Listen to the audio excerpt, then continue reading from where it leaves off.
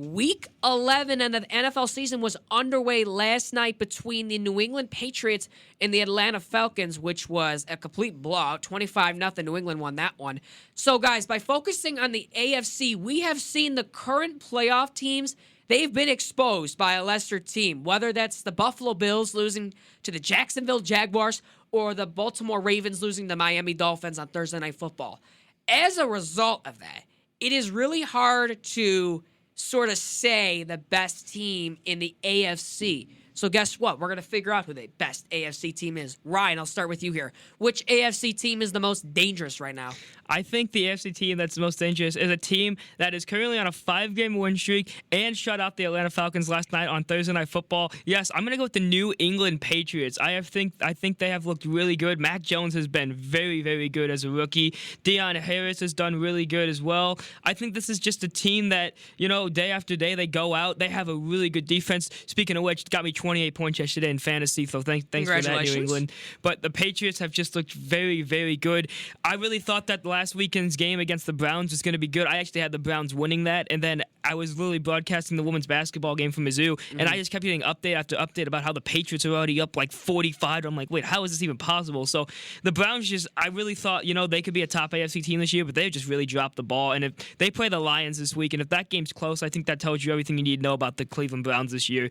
But yeah, and then they go into a Carolina team. They beat them 24-6. A really good close game against the Chargers where they came out 27-24. And then they play the Jets team in New England, and they won 54-13. So really just not a big game there. But they have just really been scoring a lot of points against these teams that they're facing. And I just can't stress enough how good Mac Jones has looked coming into this season as a rookie. Well, I'll tell you how they were able to beat the Browns 45-7. But let's first talk about who the most dangerous team is, because I agree with you. It is the Patriots as of right now. This is a team right now that has won 5 games in a row. Did I think the Patriots? I said at the beginning of the season, I will find the tape that they will win 10 games and they will make the playoffs. It may be more than 10 because they're at 7 right now. But the Patriots defense. Let's talk about statistics right now. They are the second best in points allowed per game. This is a team that is allowing about 17 points on average per game. The coaching of Bill Belichick and the offensive coordinator and Josh McDaniels, combined with the lack of proven postseason stars in the AFC right now. So I look at Tennessee. You got Ryan Tannehill. You got Baltimore. You got Lamar Jackson. You got Justin Herbert for the Los Angeles Chargers. You go to Baker Mayfield and the Cleveland Browns. I mean, you can go to the Buffalo Bills and Josh Allen if you want to say that as well. These are proven. These are non-stars that are not proven in the postseason. They have not proven anything to me. The only star in the AFC that has proven anything to me in the AFC as of right now is Patrick Mahomes. That is it. The rest of these quarterbacks in the playoffs right now that I just mentioned to you, what have they proven? They have not proven a single thing to me. And that just shows right now the Patriots can make some noise in the playoffs because the lack of proven postseason stars. When I look at their defense, they are probably, outside of Buffalo, the most elite, opportunistic, lethal, prolific, whatever word you want to say. Experience would be another good word. And a mention on the airwaves right now of the New England Patriots defense. If you are a mediocre quarterback in the AFC, as I've seen it now so many times, if you are a mediocre quarterback and you're going up against Bill Belichick and the New England Patriots, you're going to be exposed. You are going to lose. And we have seen it with Baker Mayfield last weekend, as he was just awful against the Patriots defense, as we have now seen that Baker Mayfield, in order for him to succeed, he needs to have a big window to make throws. He didn't have those last weekend, and he was exposed. We saw it with last night against Matty Ice or Matt Ryan. He was garbage too. And they have not played the Broncos this year, but Teddy Bridgewater is another mediocre quarterback. He would be exposed too. And Justin Herbert, he wasn't that great either against the Patriots. The only good quarterback really this year that went up against the New England Patriots was Dak Prescott. That's it. I don't think there's really another good quarterback that went up against this team that really looked that great. And Patrick Mahomes, probably one of the best quarterbacks in the National Football League. His worst games, I actually found this, and statistically, he is the best. When he goes up against the New England Patriots, those are his worst games.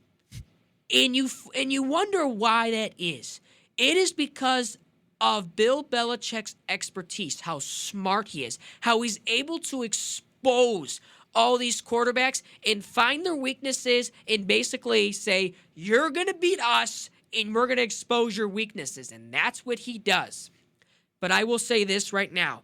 Mac Jones, he may not be the flashiest player you'll ever see. He doesn't put up crazy numbers. He doesn't run the ball. He doesn't put up crazy numbers, doesn't put crazy sidearms like Patrick Mahomes, but he puts his team in a position to win. And that's what he has done this entire season. Consistent and fundamental strong play. And that's what you want from a rookie quarterback, especially in a team with a great defense and a great offensive line. And that is why the New England Patriots right now are the most dangerous team.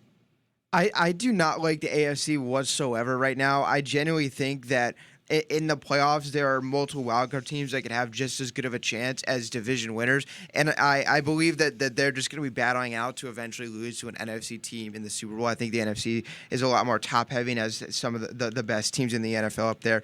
I have to just right now go with the Titans because if you just look, they have ran through the gauntlet and they have beat everyone in that gauntlet. They have another tough matchup this weekend, but then once they get past these next couple of games, they have a chance to cruise into the playoffs with tiebreakers over pretty much every other potential division winner.